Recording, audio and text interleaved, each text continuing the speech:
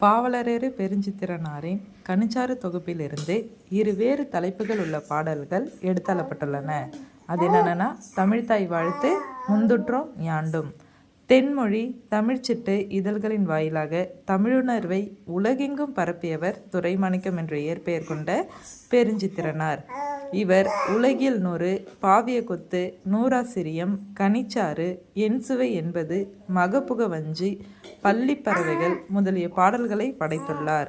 இவரின் திருக்குறள் மெய்ப்பொருளுரை தமிழுக்கு கருவூலமாய் அமைந்துள்ளது. இவரது நூல்கள் நாட்டுடைமையாக்கப்பட்டுள்ளன.